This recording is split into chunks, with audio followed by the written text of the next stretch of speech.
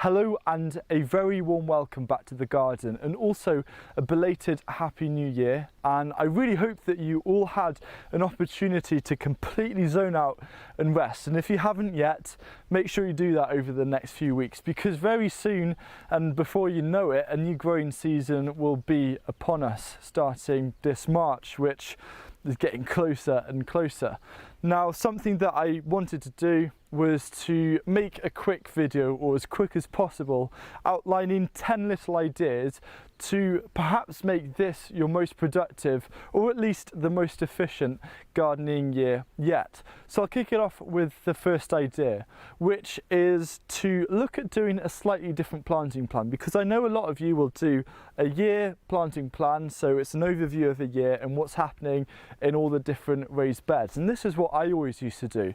But then I thought, hang on a minute, it's really hard to see when a gap will open up in the garden. So rather than doing a year, you can do a very simplified month by month plan, kind of like a bird's eye view of the garden. So you can kind of predict when you'll be harvesting things and when gaps can emerge, and then it makes it so easy to plan, say, planting in modules to then transplant when a gap emerges. So for example, rather than just having a plan for potatoes in one bed and that's it, if you split it into months, you'll see by July it might be an empty bed, so you can prepare to transplant leeks or kale afterwards.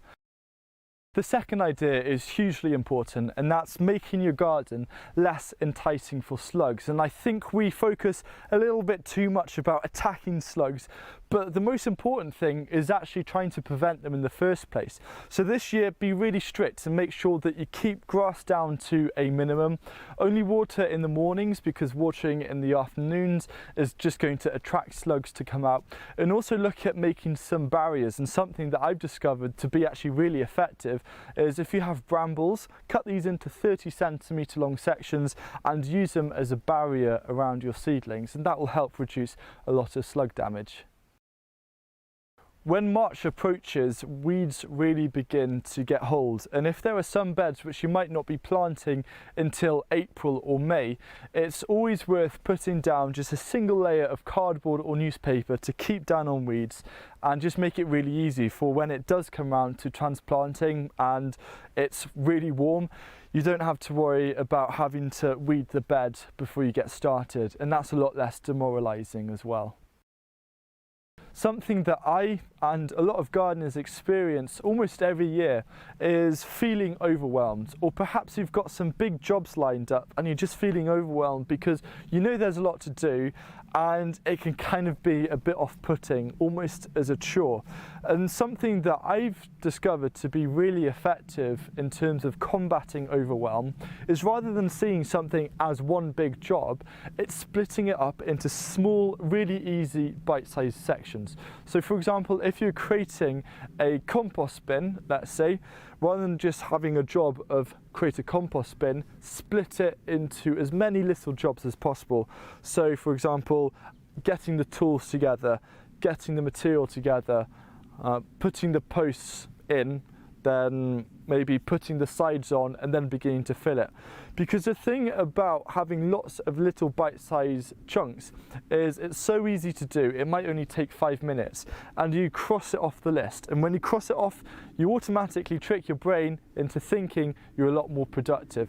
And once you get started, chances are you're going to finish the job anyway. So that's a little brain hack that I do, is if I feel overwhelmed with a big task, I split it into as simple jobs and tasks that I can do, and they all quickly add up, and before you know it, you've finished.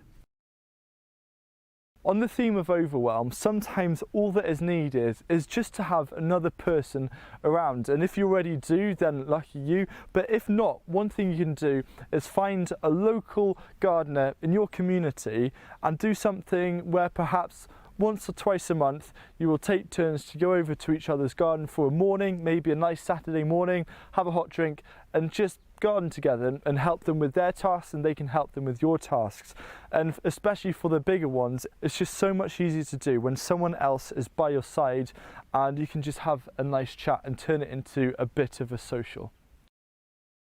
Something that is so important, and I'm not going to ever stop reminding people about this, but it's really important to remember to be patient. And if you haven't already, check out the video that I made last year talking about why patience is paramount and so important. And you might see all of your neighbours or all your fellow allotmenteers rushing out and planting everything, but just use the 4-degree rule that I mentioned in that video to make sure that you don't suddenly do a lot of work and it's all wiped out with an unprecedented late frost. So I always like to keep an eye on the weather forecast, and I have a rule of thumb where if it looks like the minimum night temperature is going to be 4 degrees Celsius or below, I will put over a layer of fleece for more of the tender plants.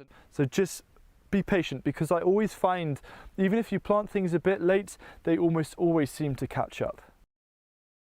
Perhaps one of the easiest ways of making your garden more productive is to simply know what kind of crops you're growing give you multiple types of harvests. Now, the example I always love to use, because it's just so brilliant, is kale. So you get the kale leaves all through autumn and winter, and when it comes to spring, the kale then send up those flower shoots, and you've basically got poor person's purple sprouting broccoli, which tastes so delicious, and you can be harvesting for a couple of months. And other things like beetroot leaves, swede leaves, turnip leaves, broad bean shoots, pea shoots, all of these things can give you extra harvests from the exact same space anyway. You're getting 2 harvests, but you don't need twice the space.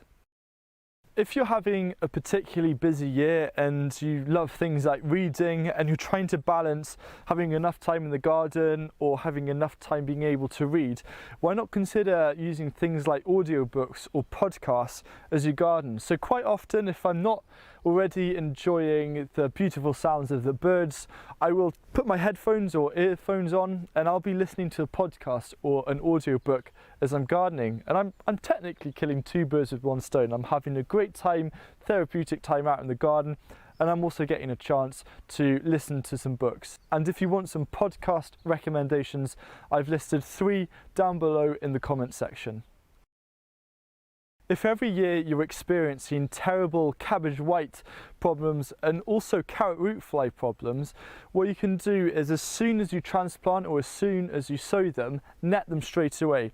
And if you use a lighter version of fleece, you can keep that on as a permanent structure. They're going to get enough light through, but you might have to lift up the cover and water them. Now, a really crucial thing if you're using something like EnviroMesh for your cabbages is to make sure that the mesh isn't touching the leaves. So when the plants are growing, make sure that there's enough space where they're not going to be pushing up against the leaves, because sometimes the cabbage white butterflies can lay eggs through the mesh, and then you could have carnage within the little shelter that you've created without even knowing. So just be cautious with that.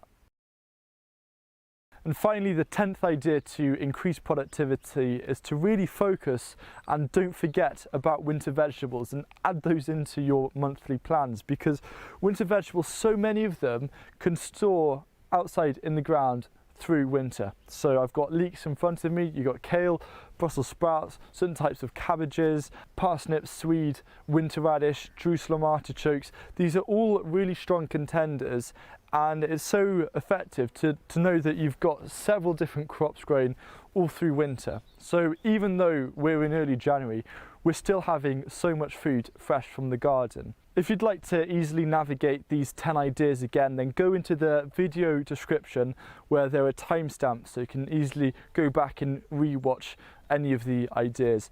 And hopefully you've got one at least which you can utilise this year in the garden, and if so, let me know what that is, or perhaps you have a favourite one, and perhaps you have an idea for other people to read in the comments to increase their productivity, and so let me know what you think. Next week's video is going to be all about how to stay in control and never get overrun or overwhelmed by weeds, so stay tuned for that. And it's the first video in a series of videos to celebrate the release of my new upcoming book called Grow Food for Free, which you can pre-order now. And there's a UK edition and also a North American edition, and there's a link down below in the description for that, but there'll be more information about it next week.